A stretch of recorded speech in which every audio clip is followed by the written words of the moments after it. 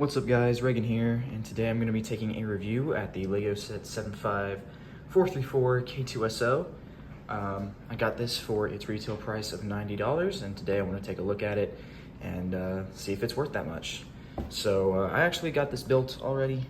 K2-SO sitting right there, so this isn't going to be an unboxing video, but it's a pretty good box, pretty decent size. I love the Andor Season 2 logo. You've got the K2-SO over there. And on the back it shows you some features and has different poses of K2-SO. So pretty good box. Bringing our little display plaque over. It looks really good. It's a printed part for the display. K2-SO looks good in that bright blue and has all sorts of information on K2-SO if you want to take a look at that. And then the little minifigure in this set is, of course, a minifigure variant of K2. This is the newer Andor Season 2 version, which is slightly updated from the Rogue One version with some better printing.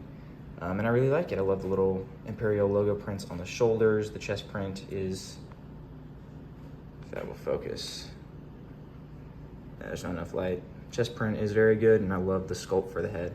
If I had any problem with this, it's that K2-SO, he kind of struggles to stay on the stand sometimes. I feel like the legs don't clip into the studs all the way, and sometimes he can be prone to falling off, which isn't a huge thing if it's on display, but if you want to move this and K2-SO keeps popping off, it's kind of a little annoying. But now for the main attraction, here is the buildable K2-SO. And yeah, overall, I'd say it's pretty good. I feel like when this got revealed, I really didn't like the head. I thought it looked terrible. But I gotta say, it's grown on me. It definitely looks a lot like K2-SO. I think the only thing is that the eyes are just a little too big. And they're not, like filled in. They're a little too hollow, which is definitely unfortunate. But taking a look at his body, the shaping on his torso is really good. You got some antennas back here. The way the shoulders came together was super satisfying. You got some sticker detail on his chest right there. That's, like accurate with what's shown on the minifigure. And then his hip joint area was super well designed. There's a really nice sticker detail here, and there's some piston looking things, and they really brought together his really weird looking connections. They built it perfectly. The set had a lot of really good building experiences in it, and how you built the legs and the torso and the head. All the way the set was designed was really good. I really appreciated putting this one together. Taking a look at the arms, we have some Imperial logos, and we have a ball joint for the shoulder, so the arm can move. Oh, I don't think that's supposed to happen. Put that back on. Arm can move pretty much forward and backward, not too much side to side. You can move a little bit, but if you do it too much, it'll break off. Then you have some ratcheting at the elbow joint, which can turn both forward and backwards, and then it can turn side to side, but I don't have the leverage to do that right now. On the forearm, the arm can rotate.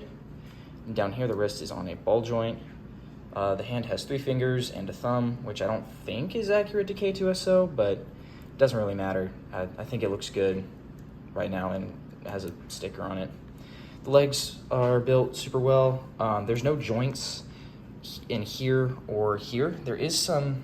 You can actually detach K2-SO from the stand if you so chose, and you can see that there is rotation underneath the knee, but when you have him attached to the set, it stops him from rotating. If I can get the pins to go back in, there we go. Once you have it locked in place, his legs can rotate, and then the knees look really good, but they also don't bend or twist or anything. They're just straight up and down connections. Same up here. And I think the legs came together really well for being so skinny. They're very sturdy, very solid, so they hold the model up pretty well. And the feet, attach into the base, but if you wanted to take it off, it would also sit on the desk pretty well on its own. I really like the base. I like how simple it is. It looks like some sort of Imperial hanger. You've got the black rim, and then the top is like a gray floor with all the grading. I really like how this came together. It's nicely detailed, but it's also nondescript, and it doesn't stick out or detract from the K2-SO model. And then taking a look at the back, there's a nice sticker detail right here, and then a little bit more mechanical detailing up here. So all in all, yeah, this is a really good buildable character. I'm honestly shocked at, there's also some rotation there forgot to mention that. I'm shocked it took them this long to give us a buildable K2-SO. I really thought, like, with the release of Rogue One or Season 1, that this set would have, you know, come out a little sooner. But here we are, and I think it was worth the wait. It's very well put together. Even the head, which at first I hated, I think it looks really good.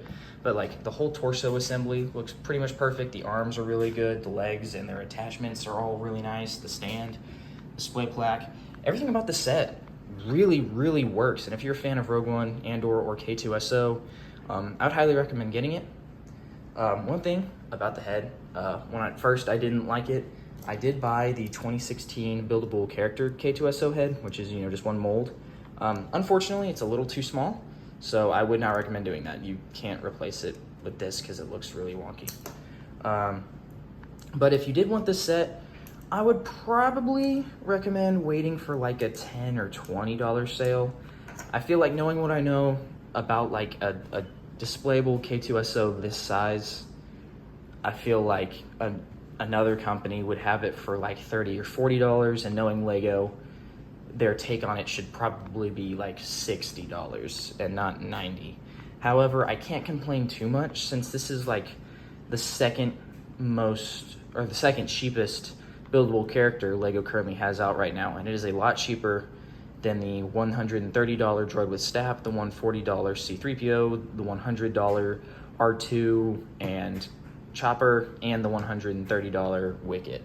Like, all of those have generally a less, like this is the tallest buildable character I think they've done besides the Chewbacca, and it's taller than all the ones I just mentioned, and they're like $50 or $40 more than this one. And I feel like this, comparatively, this makes it feel like a very good value. I mean, like, standing up on its stand, the set is taller than its box, which is not something you can say about a lot of Lego sets. So I think it has an impressive footprint that can carry a lot of its value. So, well, I think $90 is a little bit too much. I don't think it's too bad. If you wanted to pick it up, I'd recommend waiting, but if you couldn't wait, go for it. I think this is definitely one of the better priced Lego Star Wars sets in recent years. Well, that is my review. Thank you guys so much for checking it out, and I'll see you next time.